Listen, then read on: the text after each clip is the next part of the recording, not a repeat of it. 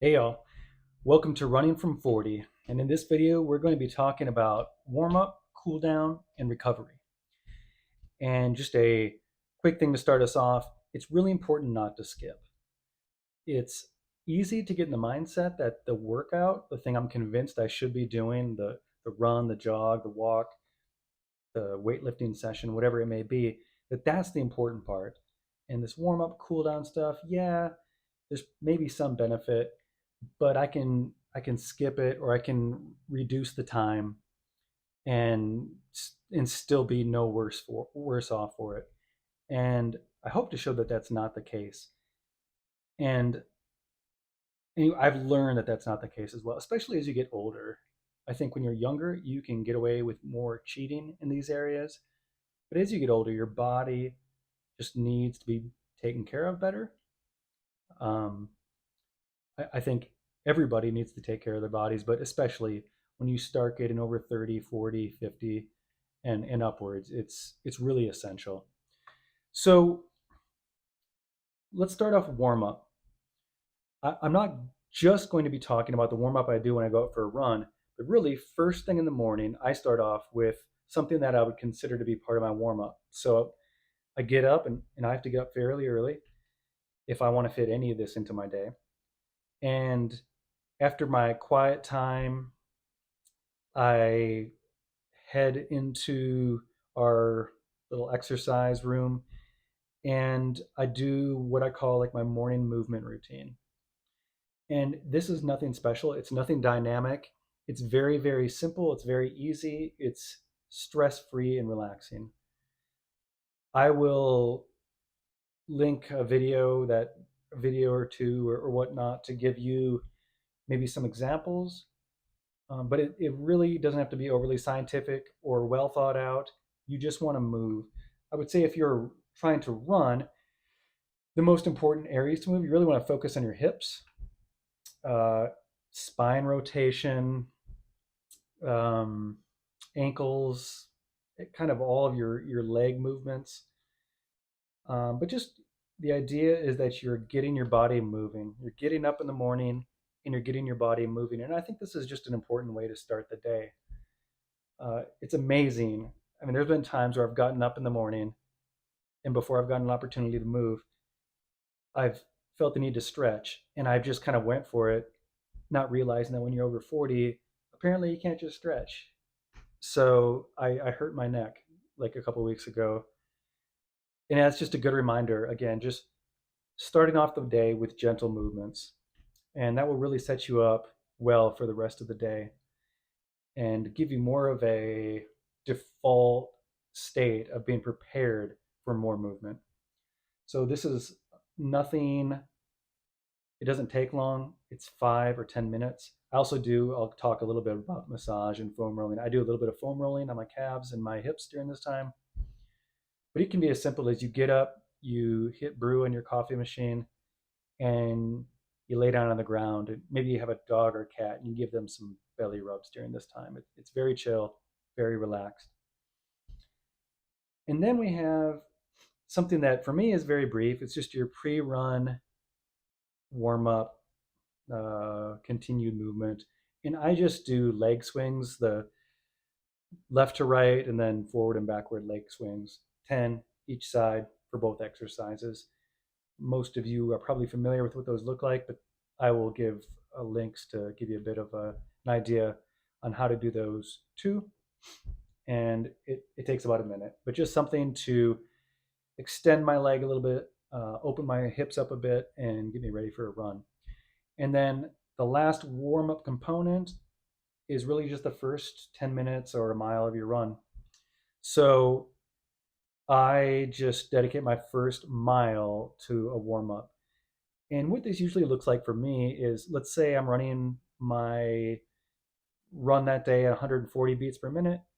It means that my first mile, I'm running at 130 or less. And a lot of times I like to keep it even like 120 or less.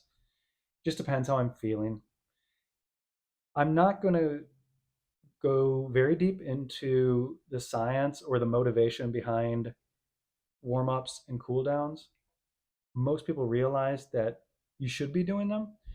With warming up, Some of the obvious benefits: it's going to reduce injury because you're getting your body to a place where it's uh, more ready for dynamic movement, and you're not just going all out right away from 0 to 60.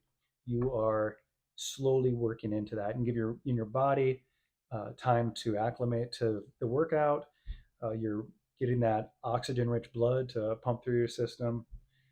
And just as an anecdote, and I've heard this from a lot of others who are much more veteran, seasoned runners than I am, that I'll say I always run more efficiently, in other words, faster and with less effort when I warm up properly. So it might seem like, oh, I just want to get going, but I always have a better workout when I warm up in the right way. So that was a warm up. Let's talk just briefly about cool down. With a cool down, I usually make it so if my warm up is 10 minutes or maybe a mile, my cool down is usually about the same. I think warm up cool down can be anywhere from 5 to 15 minutes, and that really depends on what the workout is too.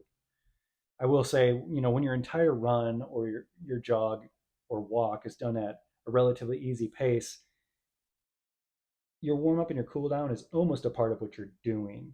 So you should listen to your body, um, making sure that you're prepared with with uh, with moving your body slowly and gently before you go do a run is important. But you can figure out how long the warm up and cool down is that you need just by experimentation. Another thing, cooling down. So a cool down, it helps you feel better. If you just go and do a run, and then you stop, just get in your car, or maybe you run to your house and you stop and just go inside and sit down. You'll have a greater propensity to feel dizziness, maybe to feel sick to your stomach. So cooling down just helps you transition from the the exercise into your normal steady state that you find yourself in throughout the day. And then it also helps you to transition to recovery. So the cool down is what's going to set you up for this last thing we're going to discuss, which is recovery. But again, it takes you from that workout place and it starts to cue your body, include into uh, the idea that you are going to be now transitioning from a workout, from an exercise, into this recovery state. So, what I'll say about recovery is absolutely essential. I would say it's the most important out of these three things, if you could say one was most important. So we have warm up, we have cool down, and now we're at recovery, and it is so essential because recovery is where you actually get better. I think it's a common misconception that recovery is just rest. Maybe you need more recovery because you're not really in that great of shape, so you want to kind of take it easy. Um, or it's just simply a bit of a rest from what you did that was just hard. But recovery recovery is actually when you get better. It's I talked a little bit about this in the last video. It's the same thing with learning.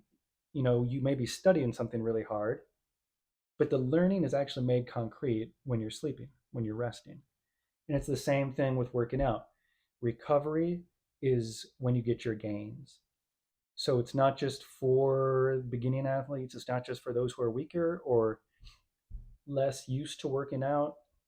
Recovery is essential for everyone. And if you skip it, aside from opening yourself up to injury, illness, you will be minimizing your gains. You'll actually get less benefit from the workout that you did previously.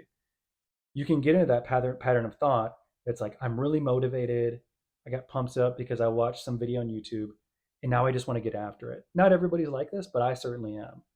If I get the idea that I want to do something, so I want to work out, I'm watching Olympic athlete motivation.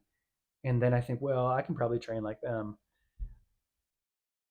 But they recover a ton. And since we have jobs and normal lives, families and kids that we don't want to sacrifice for these less important things, even if they're important and even if they're valuable to us and make us feel better, even though they have a place in our lives, we We need to prioritize time for recovery, and you're not missing out on more gains by limiting the amount of working out you're doing in favor of more recovery.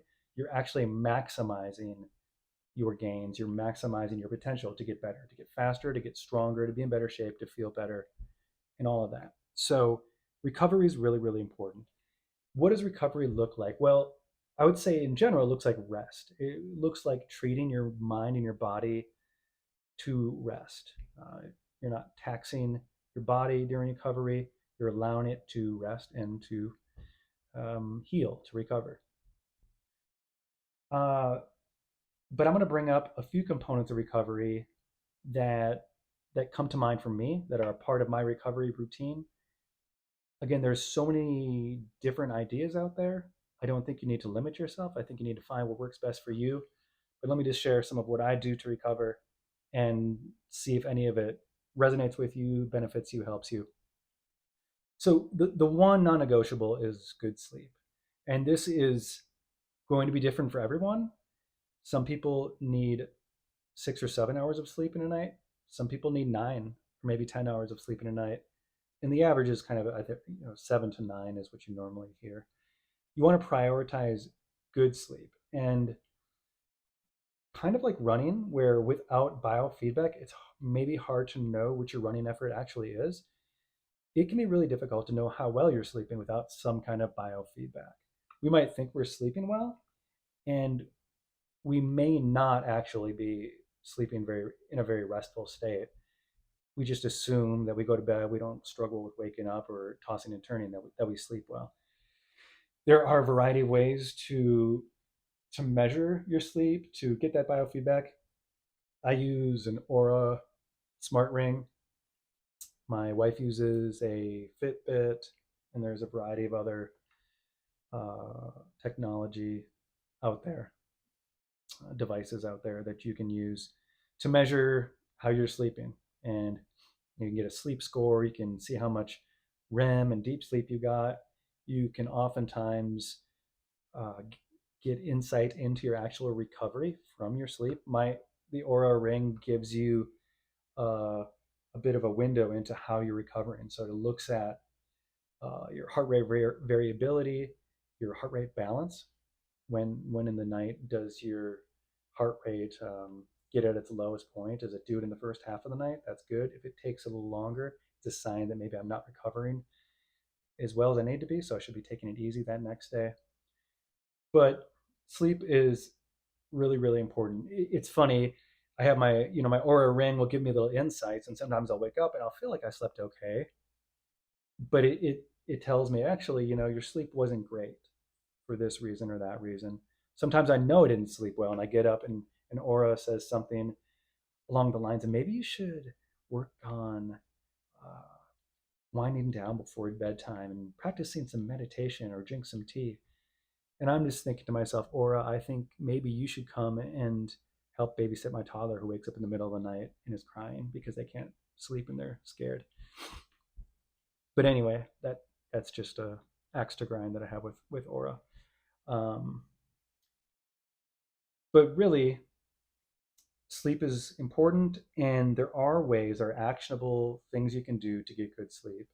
You can maximize your sleep hygiene, as it's often referred to, and that just means not much or any screen time before bed, not eating rich, heavy meals right before bed, um, not exercising or doing intense activities before bed. If you're going to have any blue light exposure from looking at your phone or anything, um, get some blue light glasses. You can even use like shooting glasses. They're yellow or orange tint, or just some cheapos off of Amazon. But setting yourself up, getting wound down and prepared for sleep really, really benefits you.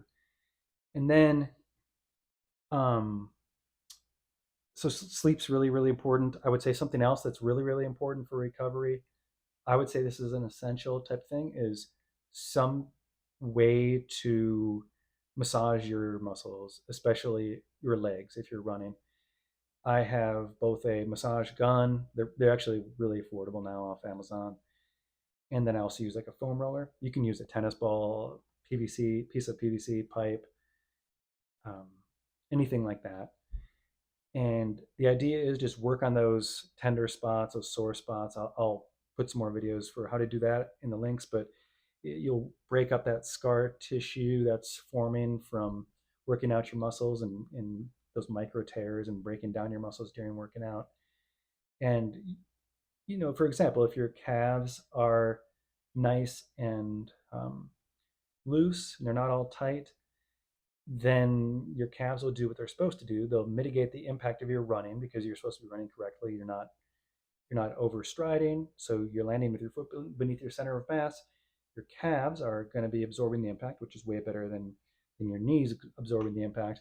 But if your calves are really, really tight and they're not functioning as they should, then your joints in between your calf, which would be your knees and your ankles, of course, could suffer as a consequence. So just because you're running with correct form doesn't mean you're avoiding all pitfalls. You also need to make sure that your calves, that your hips, your quads, your hamstrings, that they're prepared to take on that burden of the workout that you're going to do. And then, so again, massage important. It doesn't have to be real intense. You don't have to go drop $150 somewhere in a place that smells like sage and essential oils, but you should do it in some form or fashion. And then something that I'm not going to say is essential, but it really helps me is deep breathing and ice baths. I would say hot exposure is good too, like in a sauna. I don't have a sauna, so I do very little of that unless I have an opportunity to get to a sauna. But I have converted a chest freezer into an ice bath or cold plunge. And so I'll do some deep breathing, and then about 3 times a week, I get into my cold plunge. It helps a ton with reducing inflammation.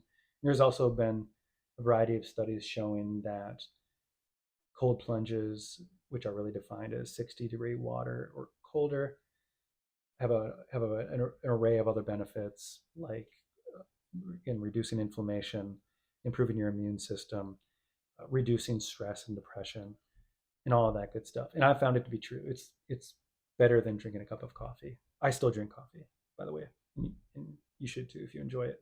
But there you have it. It's great.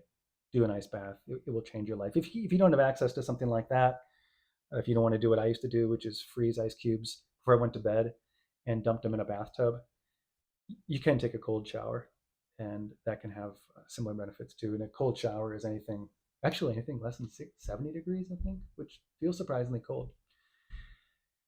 But sometimes, and I think really this proves that sometimes the recovery is every bit as much mental as it is physical. So it's good to be able to wind down from things.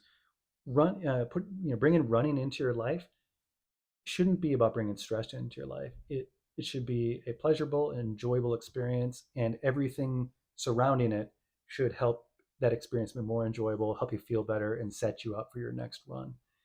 How often should you recover? I mean, obviously you recover after every activity, but I don't run more than once a day. And when I started out, I think I started out 3 or 4 days a week. So maybe I'd run a couple of days, take a rest day. This is going to change. Now I only take one day off a week. I take Sundays off. And whereas in the past I'd run 3 miles and I definitely needed a good recovery, now I can run 10 miles and I don't even need as much recovery as I did in the past when I ran way less. So this changes. You're going to have to be able to evaluate how you're doing and what your body needs and where you're at, and take stock of how things are going and be willing to adapt. But overall, that's a bit of a snapshot of what I do for warming up, cooling down, and recovery, and just some ideas that you may want to consider. Again, I'm going to post some links in the description for you to take a look at if you want to dive a little bit deeper. But also, if you want to discuss any of this, I would love to have discussions. I'd love to answer specific questions. It's hard to go too deep in any one area just during a short video like this. So as a summary, again, this is our fourth. Is it a fourth? 1, 2, 3. I think it's our fourth. Maybe it's our third. Let's see, we did running form, running volume and intensity. I guess this is our third. So this is, warming up, cooling down, and recovery. in our series of getting started with running. So it's just another part of that getting started out with running that I hope is a great benefit to you. So thank you for watching. Thank you so much for watching. Please feel free to subscribe, watch another video, and until we meet again, take care, y'all.